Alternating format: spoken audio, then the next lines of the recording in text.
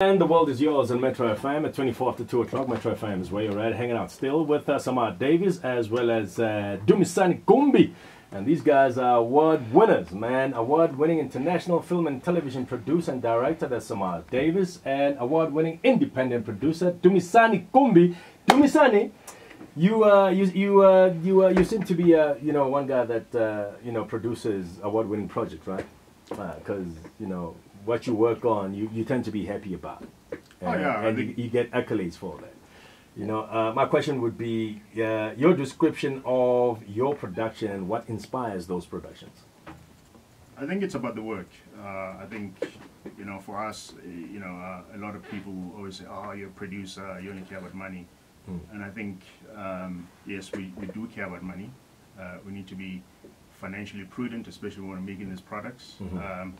But for me, it's about the work. I think like if you have integrity towards your work, and I think it speaks for itself. And I think everything that we've tried to do, either be live action or animation, it's really focusing on how creatively we can actually produce that work.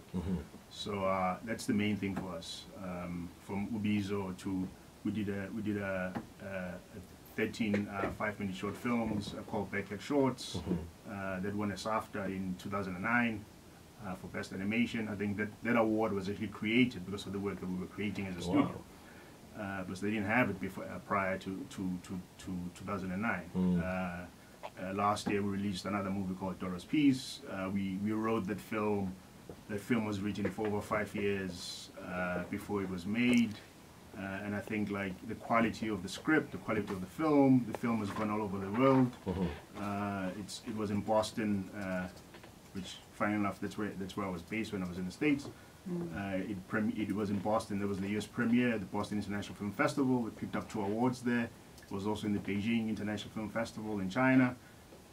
So like, yeah, I mean, it's about creating. If you're true to the work, then the work will speak for itself. And what does all that say to you as a person behind the work? When you look at what your work is doing all the time, what does it say to you? It means we're on the right track. Okay. We're on the right path. We're not special. We just work harder than everybody else. I'm no longer independent, by the way. The company behind this film is called the Ego Company, and there's only 2 of us. My producing partner is Kati Vainek, and she's very strong when it comes to script development. I'm very strong when it comes to the financing side of it. My economics education is paying off, I guess. Oh, there you go. So the combination between the 2 of us, I think, is fantastic. Because like she comes from a very disciplined development background, and I come from a more business side. And I think like if we're rigorous enough about during the development process as well as the pre-production process, the work then speaks for itself. There is no such thing as fixing it in post. I think like there's a lot of that goes around in the industry of like on sets of like, oh, if we don't get it, we'll fix it in post. It doesn't exist. You have to do the work prior to being on set, and I think that's the discipline that we're trying to instill with our directors and the production people that we work with. Yeah. What would you say are some of the characteristics that you need to have to be able to be the best producer or the best director? Well, yeah, you just have to be good with time management. You have to see the whole board from beginning to end. Because it's not just about the development, it's not just about being in production, it's not just about being in post-production. It's the whole, you have to see the beginning and the end game. And follow it through all the way. And that's a certain skill set. And that, a producer, that can apply to if you're building houses, or if it's the same skill set needed to make sure that you execute something from beginning to end. You develop it and you execute. And right now, the film is done, it's out in theaters, but we're still here pushing it. Can I say one thing about this? Yes, please. You see, I mentioned to you the whole South Africa versus America talent-wise, right? Yeah. This industry is so small now. Social media has made the world a lot smaller. Wouldn't we agree with that? This film embodies bridging that gap. My whole mission is to bridge the gap through the power of entertainment. That's like in my bio, through the power of the lens, right?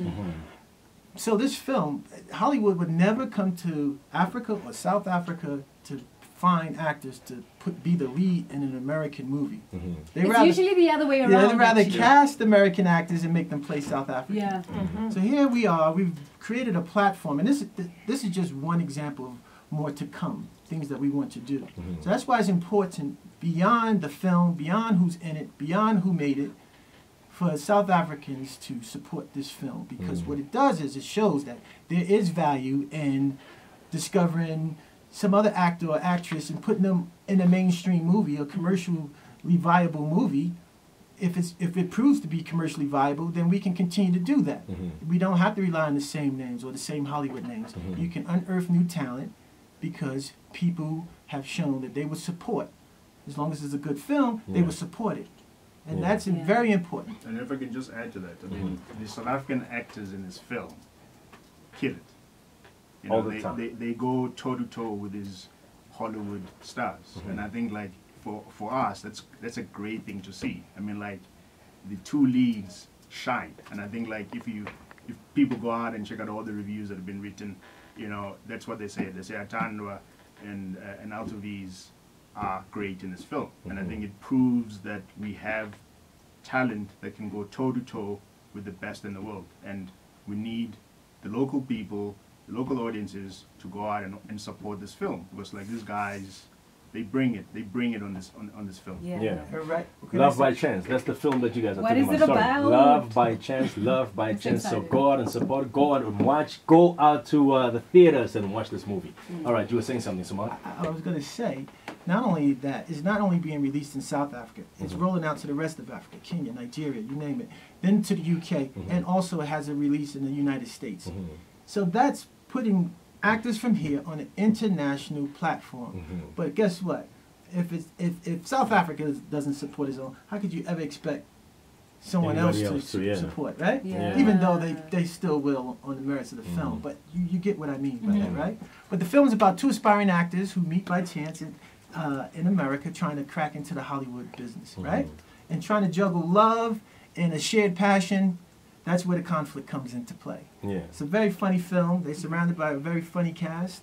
Has the touch of drama that it needs. It has the love component, and it's funny. And there's a lot of subliminal messages in the film, especially for aspiring actors and established actors. Ah, there you go. Really? All right.